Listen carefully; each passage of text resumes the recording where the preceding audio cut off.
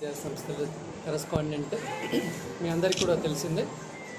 రాబోయే పట్టభద్రుల ఎమ్మెల్సీ ఎన్నికల్లో మరి ఈసారి పోటీ చేయాలని మరి అందరి శ్రేయోభిలాషులు, మరి మా పూర్వ విద్యార్థులు తల్లిదండ్రుల సలహాల మేరకు మరి ఈసారి పోటీ చేయాలని నిర్ణయం తీసుకున్నాను.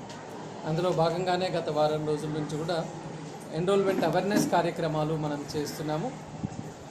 సో ఈరోజు మీ ద్వారా కూడా మరి ఈ హుజరాబాద్ పట్టణంలో ముఖ్యంగా పట్టభద్రులను ఎన్రోల్మెంట్ చేయించుకోవడం. ఎందుకంటే గత సంవత్సరం మనం గత పీరియడ్లో జీవన్ రెడ్డి గారు ఎమ్మెల్సీ పీరియడ్లో చూసుకుంటే యాక్చువల్లీ ఎన్రోల్మెంట్ అయింది చాలా తక్కువ, 1,20,000 మాత్రమే ఆ రోజుల్లో ఎన్రోల్మెంట్ అయి ఉన్నాయి.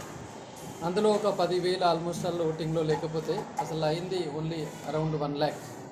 ఇంత 4 జిల్లాలు, ఇది కరీంనగర్, ఆదిలాబాద్, మెదక్, నిజామాబాద్. మరి 4 పూర్వ జిల్లాలను చూసుకుంటే ఓన్లీ 1,00,000 మంది మాత్రమే మరి గత ఎన్నికల్లో పట్టభద్రులు ఓటు వేశారు అంటే అది నిజానికి అవేర్నెస్ లేకపోవడం మాత్రమే. దీన్ని పట్టించుకునే ఒక విద్యావేత్త కావచ్చు, లేకపోతే ఆ దిశగా అడుగులు వేసే ఒక మనిషి లేకపోవడం కూడా కావచ్చు. అదే మనం చూస్తున్నాం, టీచర్స్ ఎమ్మెల్సీ ఎన్నికలు ప్రతి సంవత్సరం కూడా సుమారుగా వాళ్ళకున్న దానిలో ఒక 40,000 మంది only teachers, that high school teachers. అంటే మ్యాక్సిమంగా హై స్కూల్ టీచర్లు అందరూ కూడా ఓటు హక్కు పొందుతున్నారు, ఓటు వేస్తున్నారు. అదే మరి గ్రాడ్యుయేట్స్ విషయానికి వచ్చినట్లయితే సుమారుగా ఎంతలైనా కూడా ఈ 4 జిల్లాల్లో మనం ఒక 20 లక్షల మంది గ్రాడ్యుయేట్లు ఉన్నారని అంచనా వేసుకోవచ్చు.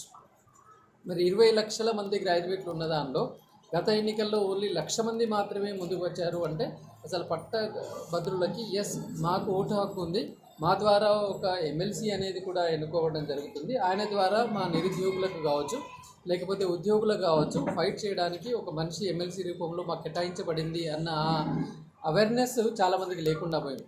ఎందుకు లేకుండా పోయింది అంటే జనరలీ రాజకీయ నాయకులు కోర్స్ ఇప్పుడు నేనేమి పార్టీ డిసిషన్ తీసుకోలేకపోయినా వారి యొక్క జర్నీ బాగానే ఉందని కొనసాగిస్తూ తప్పకుండా మరి ఈ నిరుద్యోగులకు ఒక జాబ్ క్యాలెండర్ను ప్రతి ఇయర్ ఏదైతే రెగ్యులర్గా రావాల్సిందో, ఇప్పుడు UPSC union public service commission ఉంది, సెంట్రల్ గవర్నమెంట్ నోటిఫికేషన్, అది తూచా తప్పకుండా నోటిఫికేషన్ ఫలానా డేట్కి ఎవ్రీ మంత్ వస్తుంది అంటే ఆ డేట్కి నోటిఫికేషన్ వస్తుంది.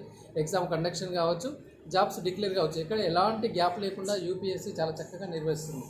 అదే మరి మన TPSC Telangana public servicing commission చూసుకున్నట్లయితే అసలు నిరుద్యోగులకు దాని పట్ల ఒక అపనమ్మకం ఏర్పడ్డది.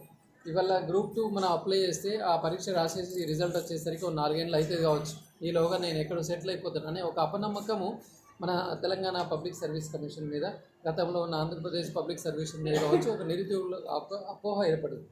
సో నేను తప్పకుండా రాబోయే రోజుల్లో ఎలా అయితే యూపీఎస్సీ ఒక సిస్టమేటిక్గా నడుస్తుందో మన తెలంగాణలో కూడా ఒక జాబ్ క్యాలెండర్ని ప్రతి సంవత్సరము ఏ నెలలో ఏం ఉద్యోగాలు పడుతున్నాయి, ఎన్ని ఉద్యోగాలు పడుతున్నాయి అనేది ఖచ్చితంగా దాన్ని తీసే విధంగా ప్రభుత్వంతో మరి సహకరించడమా, లేదా ఇవాళ ప్రతి ఇంజనీరింగ్ కాలేజ్ కూడా పరిస్థితి అదే, ప్రతి ప్రైవేట్ డిగ్రీ కాలేజ్ పరిస్థితి కూడా అదే, ప్రతి చిన్న జూనియర్ కాలేజ్ పరిస్థితి కూడా అంతే.